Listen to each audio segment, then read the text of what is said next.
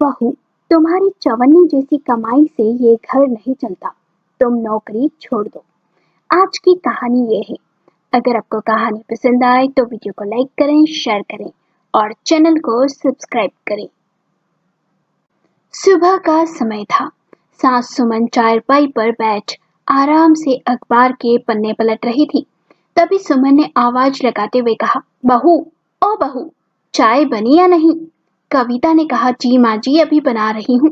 वो बाहर आंगन में कपड़े सुखा रही थी। सुमन बड़बड़ाने लगी, क्या करूँ इसका? एक काम भी सही समय पर नहीं करती है, हमेशा देरी करती है। कपड़े सुखाने के बाद कविता सास के पास आकर बोली, माँ जी, अभी आपके लिए चाय बना देती हूँ मैं। सुमन चिढ़कर बोली, तुम्हारे पास तो हमेशा बहाना रहता है।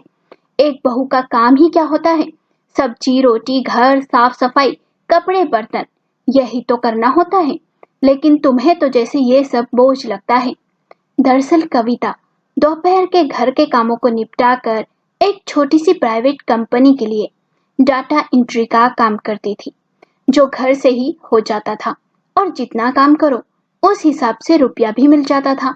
महीने के ज्यादा तो नहीं, 4-5 हजार रुपये वो कमा लेती थी। और ये बात सुमन को अच्छी नहीं लगती थी। वे अक्सर कविता से कहती थी, तुम्हारी चवन्नी भर तनख्वाह से ये घर नहीं चलता है बहू, तुम ये काम करना बंद कर दो, घर गृहस्थी पर ध्यान दो। पर कविता का सोचना था कि 4 पैसे हाथ में आना कौन सी बुरी बात है। खैर, उस समय कविता चुपचाप रसोई में लग गई चाय बनाने। उसके चेहरे पर थकान साफ झलक रही थी, लेकिन उसने जवाब नहीं दिया। शाम को जब राहुल ऑफिस से लौटा तो सुमन ने तुरंत शिकायतें शुरू कर दी। देखो बेटा, तुम्हारी बीवी को घर का काम करने में बिल्कुल भी दिलचस्पी नहीं है। हर समय उस लैपटॉप में लगी रहती है। घर का काम तो जैसे उसके लिए कोई मायने ही नहीं रखता हो। कितनी बार कहा काम छोड़ दे, 4-5 हजार महीने का कमा कर कौन सा तीर मार लेगी, पर नहीं। राहुल ने देखा कि कविता थकी हारी सी चुपचाप रसोई में खाना बना रही है, तो उसने माँ से कहा, मम्मी, आप हर बार शिकायतें ही क्यों करती हैं? कभी ये भी तो देखिए कि ये सुबह से शाम तक घर के कामों में लगी रहती है और ऑफिस का काम भी करती है। भले ही 4-5 हजार कमाए, पर हाथ खर्च तो निकल ही जाता है। आपसे कभी शिकायत भी नहीं करती, ना ही आपको कोई काम करने को कहती है। पिछले महीने आपके जन्मदिन पर उसने आपको साड़ी लाकर दी थी, वो भी 2,500 की साड़ी। उसकी तनख्वाह से ही आई थी, नहीं तो मेरी इतनी बचत कहाँ जो आपको इतनी महंगी साड़ी लाकर दूं। थोड़ा बहुत समय अगर वो अपने काम के लिए निकालती है तो उसमें गलत ही क्या है? सुमन को बेटे की यह बात सुनकर गुस्सा आ गया। उन्हें लगा कि अब घर में उनकी बातों की अहमियत कम हो रही है। रात को कविता ने अकेले में राहुल से कहा, राहुल, मुझे बुरा नहीं लगता घर का काम करने में, पर मम्मी हर वक्त मेरी तुलना पड़ोस की बहुओं से करती है। मैं चाहे कितना भी कुछ क्यों न कर लूं, पर उन्हें कभी संतोष ही नहीं होता। उल्टा बस वो मेरी नौकरी और तनख्वाह के पीछे पड़ी रहती है। राहुल ने गंभीरता से सुना और कहा, कविता, मम्मी की सोच पुरानी है। वो मानती है कि बहू सिर्फ घर के लिए बनी है, पर अब जमाना बदल गया है। हमें उन्हें ये सब समझाना होगा। अगले दिन सुमन की सहेली मीना घर आई। उस समय कविता अपने बेडरूम में बैठ ऑफिस का काम कर रही थी। सुमन ने कविता को आवाज देकर कहा, चाय बना दो। तो कविता ने कहा, आ रही हूँ माँ जी। इस पर सुमन बड़बड़ाने लगी और बोली, बैठी होगी महारानी लैपटॉप लेकर ऑफिस का काम करने को। ये सुन मीना ने हैरानी से कहा, तेरी बहू ऑफिस का काम भी करती है क्या? सुमन ने कहा, हाँ, 4-5 हजार कमाती है बस महीने का, और घर का एक काम भी समय से नहीं करती, उस मुई नौकरी के कारण।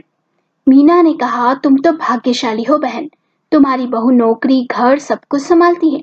एक मेरी बहू है, जानती हो, नौकरी तो दूर, घर के काम भी मुझे ही करने पड़ते हैं। शाम की रोटी मुझे ही बनानी होती है। समय बांट रखा है उसने, एक समय का खाना मैं बनाऊंगी, नहीं तो घर में कलह हो जाती है। भले ही 4 हजार कमाती हो, पर तुम्हारी बहू जुबान तो नहीं चलाती, और आज के जमाने में जितना कमाए उतना अच्छा है बहन। ये सुनकर सुमन चौंक गई।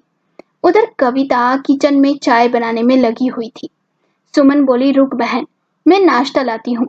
जब सुमन रसोई में गई तो कविता उन्हें देखकर बोली, माँ जी, कुछ चाहिए आपको?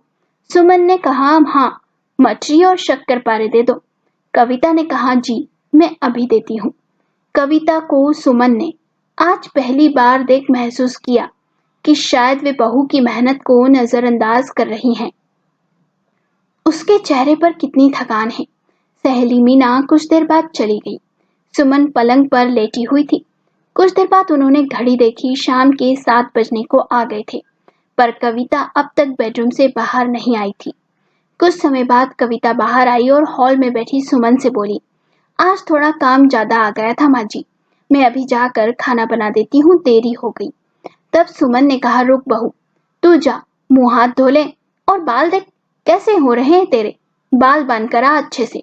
पति जब घर आए तो उसकी पत्नी सजी सवरी होनी चाहिए। कविता ने हैरानी से सास को देखा और बोली, वो खाना? सुमन ने मुस्कुरा कर कहा, बड़े दिन हो गए मैं किचन में नहीं गई, आज मैं खिचड़ी बनाती हूँ। कविता बहुत ही हैरान थी कि आज सासू माँ को क्या हो गया है, पर कविता के चेहरे पर पहली बार सुकून की मुस्कान आई। उसने महसूस किया कि यह एक छोटी सी जीत है। धीरे धीरे घर में माहौल बदलने लगा। अब सुमन छोटी छोटी बातों पर शिकायतें नहीं करती। कभी बर्तन धो देती, तो कभी सलाद काट देती, तो कभी चाय बना देती। उन्होंने समझ लिया कि घर एक साझेदारी है और बहू को दबाना नहीं चाहिए, बल्कि सहारा देना चाहिए। राहुल भी अब अपनी माँ और पत्नी के बीच सेतु की तरह काम करता। वह दोनों को बराबर सम्मान देता और हर बहस को समझदारी से सुलझाता। एक रविवार की सुबह पूरा परिवार साथ बैठा नाश्ता कर रहा था। सुमन ने कविता की ओर देखकर कहा, बहू, मैं मानती हूँ कि मैं पहले तुम्हें समझ नहीं पाई, पर अब मैं तुम्हें अपनी बेटी की तरह मानती हूँ। घर हम सबका है और इसे हम सबको मिलकर संभालना होगा, और मुझे तुम्हारी नौकरी से कोई भी आपत्ति नहीं है, चाहे तनख्वाह कितनी भी हो, पर आज के जमाने में अपने पैरों पर खड़े होना बहुत जरूरी है। कविता की आंखों में आंसू आ गए ये सुनकर। उसने हाथ जोड़कर कहा, मम्मी, यही मेरे लिए सबसे बड़ा तोहफा है। कहानी यही सिखाती है कि सास बहू का रिश्ता कटुता से नहीं, बल्कि समझ और सहयोग से मजबूत होता है। जब सोच बदलती है तो घर की दीवारों में भी मिठास भर जाती है। आपको ये कहानी कैसी लगी? हमें अपने विचार कमेंट करके बताएं। कहानी पसंद आई हो तो वीडियो को लाइक करें, शेयर करें और चैनल को सब्सक्राइब करें। और हाँ, कमेंट करके बताएं कि आपको ये कहानी कैसी लगी, और हमारे फेसबुक पेज गृह कथा को जरूर फॉलो करें।